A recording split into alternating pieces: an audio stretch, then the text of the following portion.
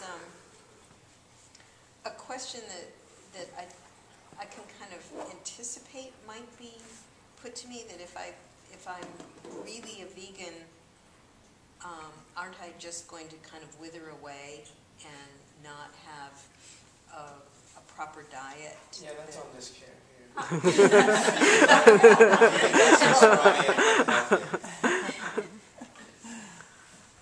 I mean, I usually point to my own non-scrawny physique, and you know, I say I've been vegan for 8 years. I was vegetarian 13 years before that,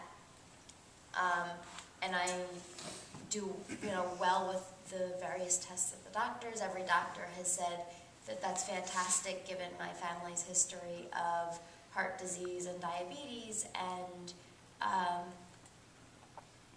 I certainly don't feel or look scrawny, and I kind of like pinch a little bit of fat on my hip when I say that to demonstrate. But I think vegans come in all shapes and sizes, just like non-vegans come in all shapes and sizes.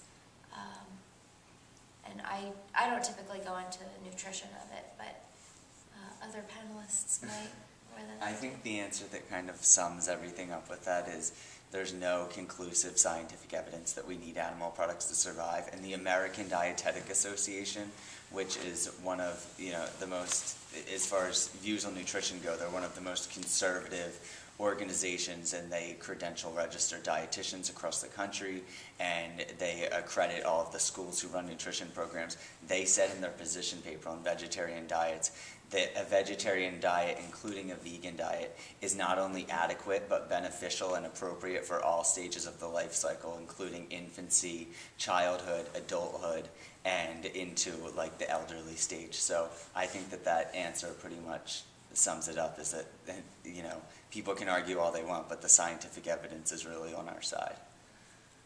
I don't have anything to say. I'm so scrawny. So. Same here. just point to myself. Animals like cows and deer and giraffe, these are huge animals, and they're completely herbivorous. They don't eat any animal products. They eat plants.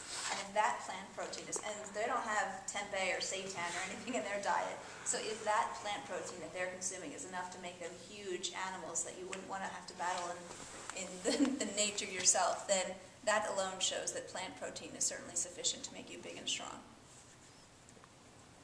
And there are also, if you ever wanted to know, there are vegan athletes out there who are awesome ultimate fighting champions. And I was pointing to you until you said ultimate fighting.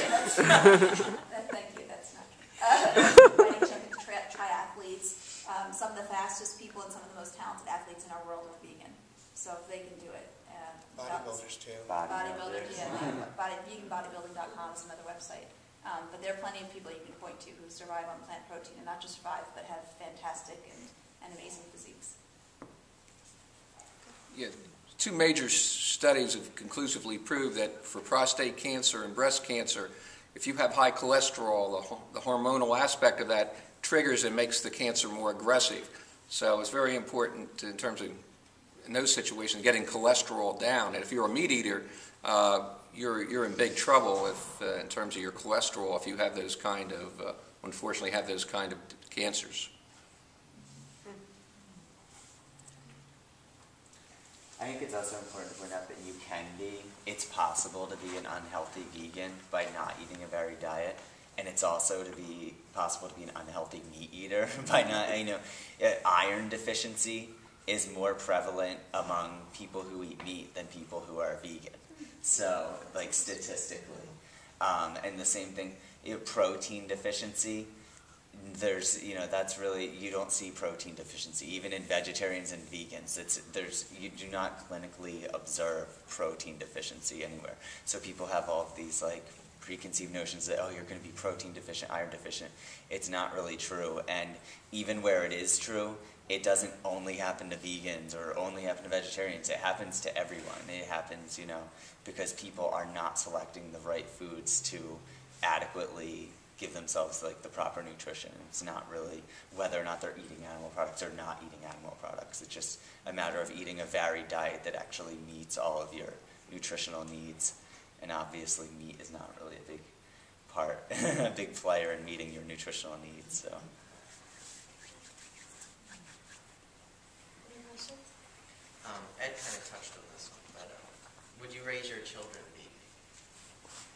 Yeah, that ADA report also says that pregnancy and lactation are perfect are also stages that if you're vegan, it's totally fine and more than sufficient. And I just think, I was raised as an omnivore, and I kind of resent that. I mean, no matter what, parents are going to impose their values on their children, and the children really have no choice until they make decisions on their own.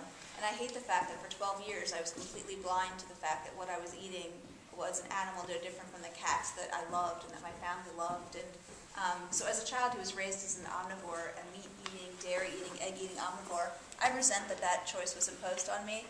And I certainly will punish my kids the way my parents punished me, and I will impose my choice on them.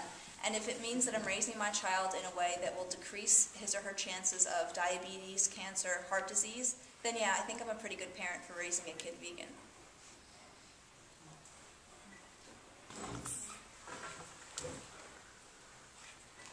I agree. Oh, I don't have any kids. Good answer.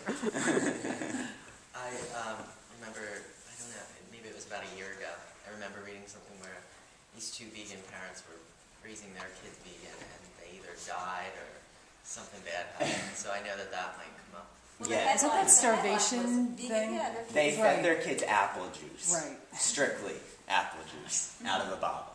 I thought I saw one where the And that's not vegan. That's not starvation. a vegan thing. That's just, I think uneducated I saw one where they called parents. the parents, they referred to the parents as feeding the child a vegan diet, and the parents were feeding the child fish oil and nuts.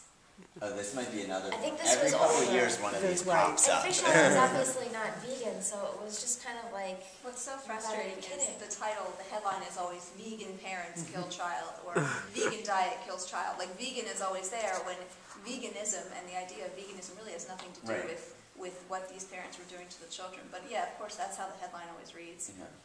Hundreds of babies die from nutrient deficiencies every day, but you don't see meat-eating parent kills baby by feeding it milk. You never see that. I mean, I think another point is that, it's obviously very healthy for a baby to have breast milk, and that's how a vegan would feed a baby, assuming the child's not adopted. So, I don't know a whole lot about having babies. I assume that that's kind of... Well, I think a lot of times people too, they talk about not giving your kid a vegan diet because they're talking about calcium because they need it for their bones, and they really don't realize that plant-based foods have calcium. Tofu has calcium. Almonds has calcium. Broccoli even has calcium. Beans have calcium. So they will have the calcium that they need for their bones to grow. All those things also have protein. And so the kid will grow, and if it's their physical health that they're saying that they're concerned with, they don't need to be concerned. They just need to be educated a little bit more.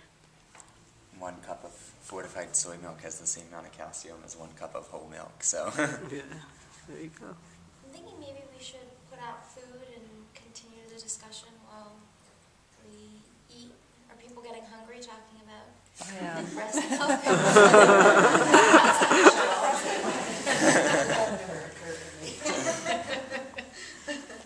Sounds good.